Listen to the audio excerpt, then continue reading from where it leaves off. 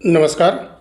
इस समय छठ पूजा के लिए बहुत सारे लोग जो अपने परिवार सहित, अपने बच्चों सहित अपने घरों को जा रहे हैं इस सनातन महापर्व के छठ पूजा में शामिल होने के लिए। बड़े बड़े रेलवे स्टेशन पर और बड़े बड़े रेलवे जंक्शन पर भारी भीड़ इस समय उमड़ रही है। आप सभी लोगों से यही इस वीडियो के माध्यम से निवेदन है, भीड़ में अपना और अपने परिवारजनों का बेहद ख्याल रखें और छठ पूजा के दौरान वहाँ के प्रशासन के द्वारा, वहाँ की पूजा कमेटियों के द्वारा जो दिशा निर्देश दिए जाते हैं, कहीं भी पूजा के दौरान आए और जाएं, क्योंकि ऐसे समय में बहुत सारे शरारती तत्व, अराजक तत्व माहौल को खराब करना चाहते हैं, स्टैम्पेड जैसा माहौल बनाना चाहते हैं। आपने देखा होगा कि महाकुंभ में कुछ शरारती लोगों के द्वारा माहौल को खराब किया गया और न जाने कितनी जान उस महाकुंभ के पर्व में चली गई। तो जो दिशा निर्देश जारी किए जाते हैं उसका अवश्य आप पालन करें।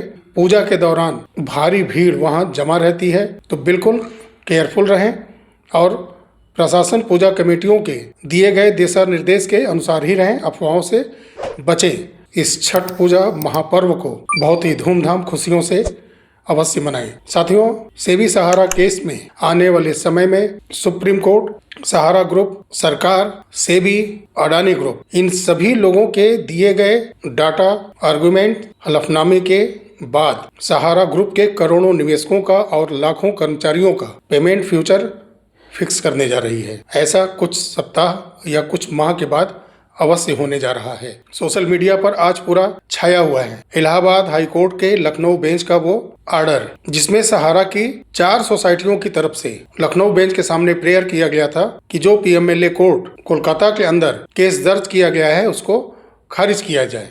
और इस केस में ईडी की तरफ से भी आपत्ति दर्ज कराई गई थी, जिसमें कि जस्टिस सुभाष विद्यार्थी जी की तरफ से कहा गया इन सोसाइटियों का मुख्यालय लखनऊ के अंदर ही है और ये सारे महत्वपूर्ण रिकॉर्ड वहीं से जब्त किए गए हैं, यानी लखनऊ के अंदर से ही। और सहारा की इन 4 सोसाइटीज पर कार्रवाई का कारण लखनऊ से ही शुरू होता है, इसलिए इलाहाबाद हाई कोर्ट के लखनऊ बेंच को इस केस की सुनवाई करने का अधिकार है, क्योंकि ईडी ने आपत्ति दर्ज की थी कि पीएमएलए कोर्ट कोलकाता के अंदर इसका सुनवाई हो रहा है, तो इसकी सुनवाई लखनऊ बेंच के अंदर इलाहाबाद कोर्ट के नहीं हो सकती। इस पर उन्होंने आपत्ति की थी। उस आपत्ति को लखनऊ बेंच ने पहले खारिज कर दिया।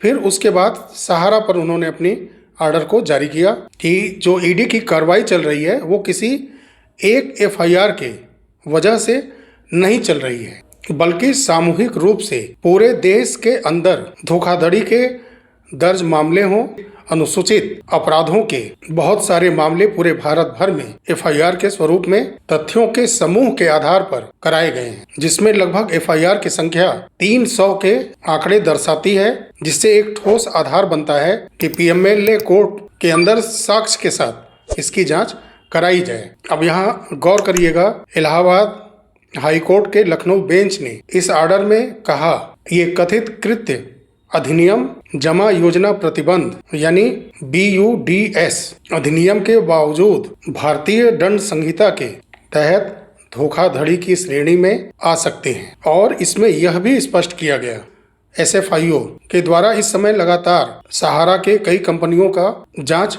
किया जा रहा है, बावजूद इसके ईडी को इन सोसाइटीज के घोटालों के जांच करने में कानूनी रूप से नहीं रोका जा सकता। और SFIO का जांच कोई कारण बनता ही नहीं कि सामूहिक देशव्यापी फ्रॉड के मामले में ईडी को कानूनी रूप से रोका जा सके, यानी कि SFIO भी जांच करती रहेगी और ईडी भी अपने तरफ से लगातार जांच करता रहेगा। और जो पीएमएलए कोर्ट में चार्जशीट फाइल है उस आधार पर हमेशा कार्रवाई वो आगे भी करता रहेगा। अभी ये तो 22 तारीख का आदेश आया है इलाहाबाद हाई कोर्ट के लखनऊ बेंच का, और ये भारतीय संवैधानिक सिस्टम के जो न्याय देने वाले श्रेष्ठ स्थानों में से एक, वहां से ना यही याचिका खारिज की गई है। ये सहारा की तरफ से लगातार कोशिश किया जाता है कि कानून के अंदर थोड़ा सा अगर कहीं भी जगह है तो उस छोटी लकीर के माध्यम से ही बच के निकल लिया जाए, लेकिन न्यायपालिकाएं भी ऐसे ही नहीं बैठी हैं। और एक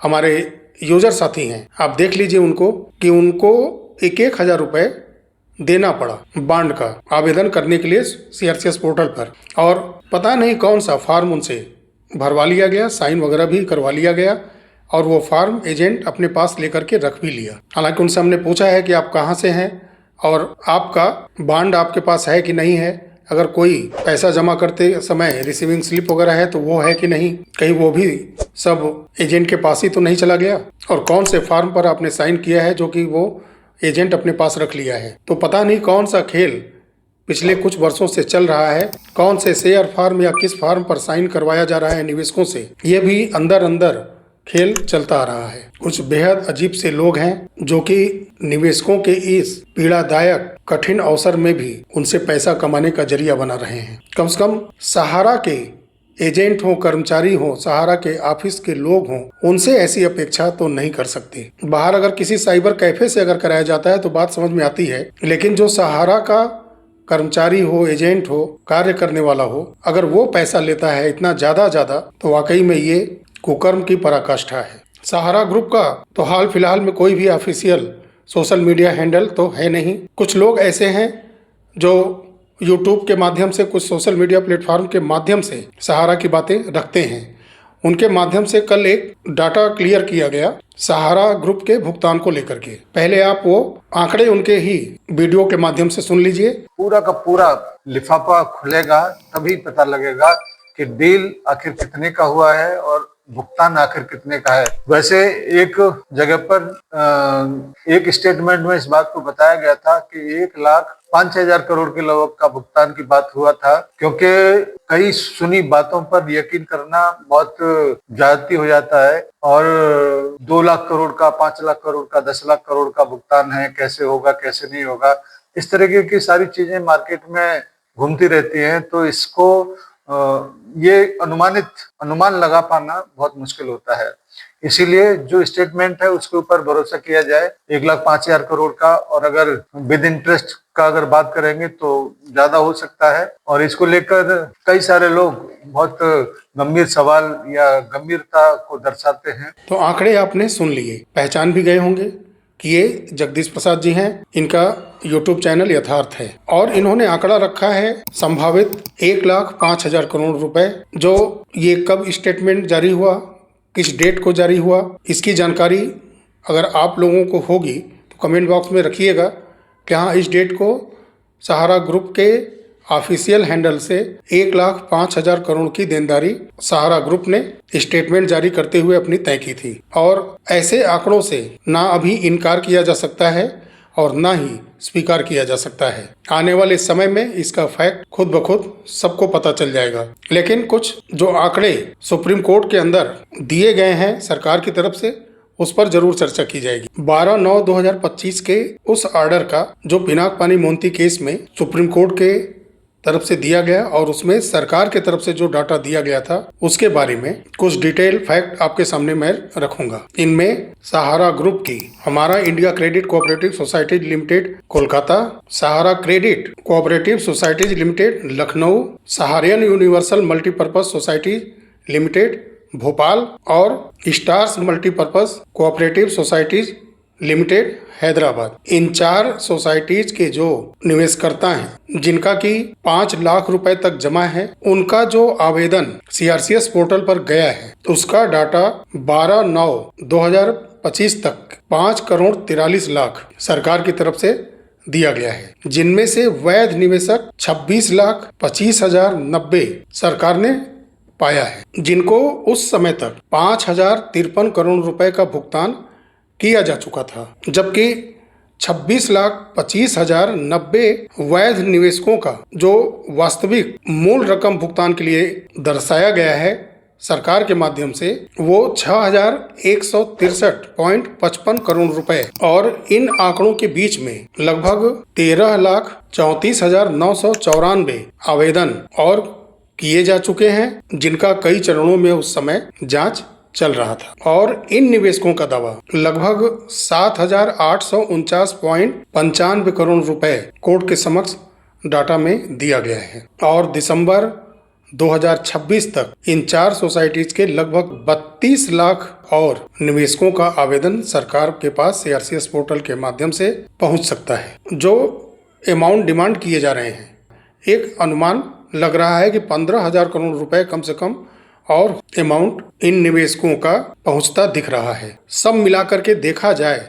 इन 4 सोसाइटियों का डाटा फिलहाल इन निवेशकों का 6 करोड़ के आसपास तक हो सकता है। लगभग 1,35,000 से 40,000 करोड़ रुपए अमाउंट इन निवेशकों का पहुंचता दिख रहा है। तो जो एक आंकड़ा सहारा स्टेटमेंट का हवाला देते हुए रखा गया है, सिर्फ इतने कम सरकार के तरफ से जो कोर्ट के अंदर साक्ष्य रखे गए हैं, इस दावों से भी सहारा की तरफ से जो कह रहे हैं लोग, ये भी मैच नहीं कर रहा है। जबकि सहारा ग्रुप का अभी सहारा हाउसिंग इन्वेस्टमेंट है, ग्लोबल गोल्डन है, अभी क्यूसॉफ है, MIS है, फेल्थोरियम कॉइन टोकन है, जिसका कि कोई डिटेल डाटा एजेंट के पास है ही नहीं। जिन लोगों ने भी उस स्कीम में निवेश किया है, उनके पास कोई डिटेल नहीं है कि उसका कैसे वो दावा करेंगे अपने पैसे के लिए। तो ये आंकड़े क्या दर्शा रहे हैं, ये मामला कहाँ जाता दिख रहा है। मैंने जब डील के बारे में सुना मीडिया रिपोर्ट के माध्यम से, 10 सितंबर के बाद से लगातार मैं अपने चैनल के माध्यम से